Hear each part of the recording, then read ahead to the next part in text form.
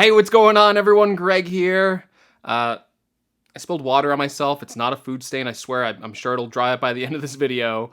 And yes, you didn't misread that title. Unless I changed the title due to YouTube's algorithm telling me it was an awful title and none of you clicked on it, then there's a chance you actually read this title correctly. But that's besides the point, because while, yes, the iPhone 13 is exciting and we're all kind of focused on that, another thing we shouldn't forget, and something that doesn't get talked about enough, is that when these new iPhone models come out, is what happens to the price of the older and still really good phones like the iPhone 12 and the iPhone 11.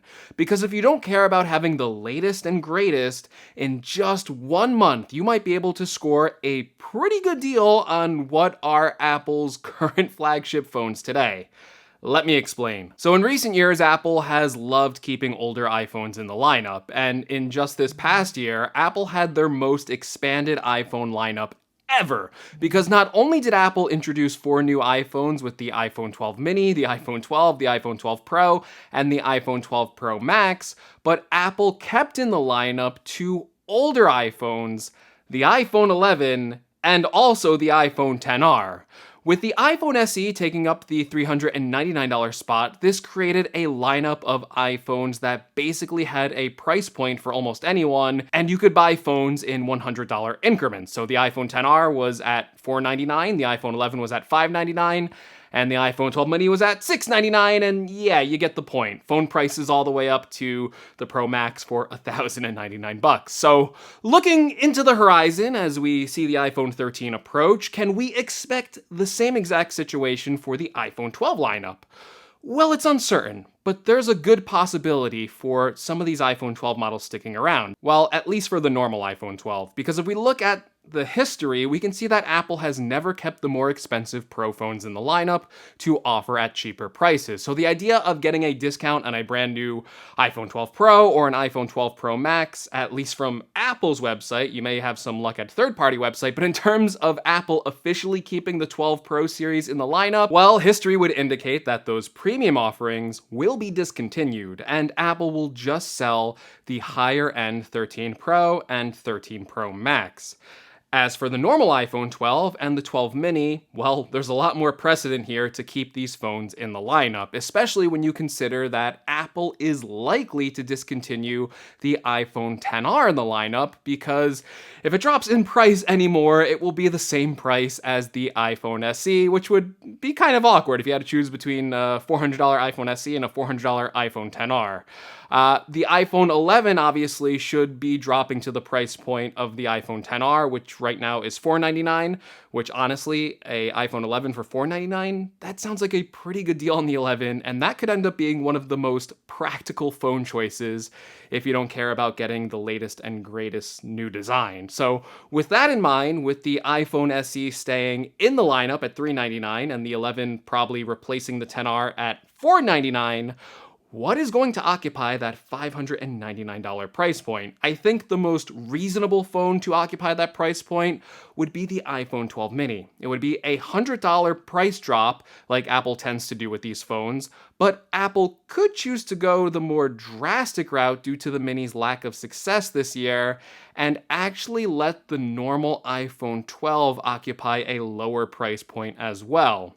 However, that might be unreasonable, as that would be a $200 price cut for the iPhone 12, and Apple usually does not discount a phone that much. Perhaps Apple could keep both the 12 mini and 12 in the iPhone 13 2021 lineup, and have the mini occupy the $599 space, and the 12 could occupy the $699 price point, which would match the price of the iPhone 13 mini. That's what we're expecting that to retail for, and that could be a little bit awkward, but due to the size difference, I could possibly see Apple doing it. Now, I want to address an argument I actually heard, and that is that the 12 and the iPhone 13 are going to be too similar to each other, so Apple won't keep the iPhone 12s around because they don't want to hurt the sales of the iPhone 13. And yes, there have been times when Apple, when the iPhones look similar year over year, that they discontinued the previous lineup in its entirety. And because we are expecting the 13 to offer a pretty similar feature set and design to the iPhone 12,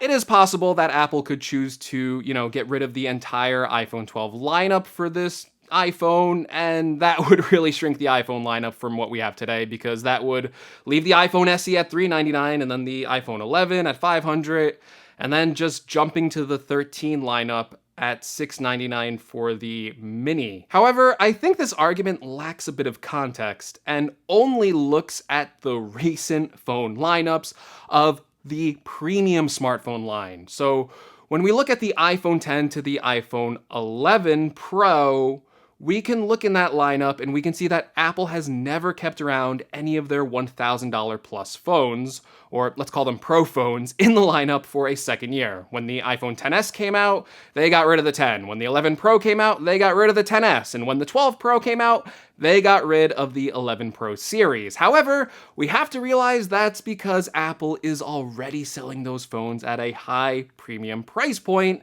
and that is not trying to hit the budget market. In fact, my argument makes even more sense when you look at Apple's history of Apple's normal iPhone lineup before they started pricing their premium phones at $1,000. So if we look at the iPhone XR, we can see that when the iPhone 11 came out, the XR stuck around, despite having a very similar feature set and pretty much a similar body if you minus the additional camera. Of course, the 11 stuck around when the 12 came out, and if we look at Apple's history when the iPhone 8 came out, we can see that Apple was not shy at all about keeping phones with a similar body style, as long as they were able to hit a more budget-friendly price point. As you can see, they had the iPhone 6S, the 7, and the 8 all available at the same time in their lineup when the iPhone X was out. And perhaps even more importantly, as we explore this potential iPhone 2021 lineup, we can see that the plus size models for the 6S and 7 also stuck around.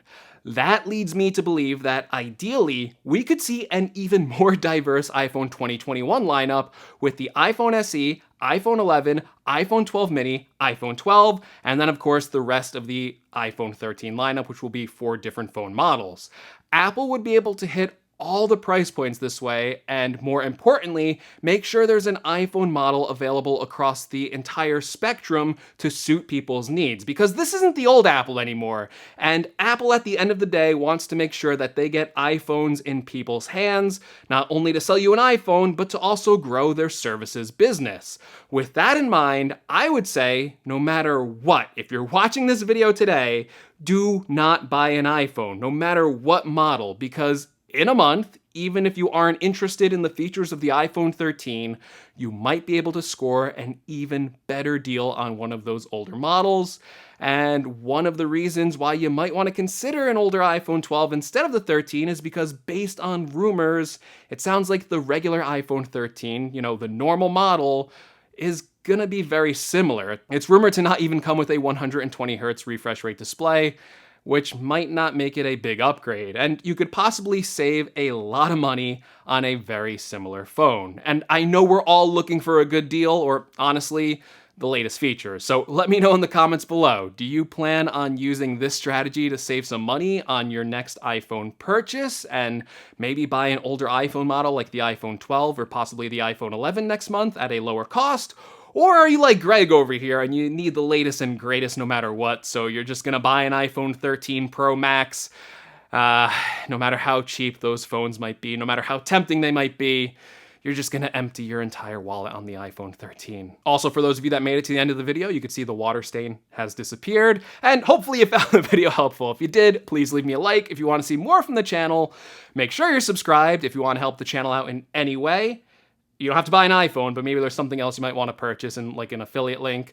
Check out the links in the description. And as always, thank you so much for watching, and I will see you all in the next video. Take care, everyone.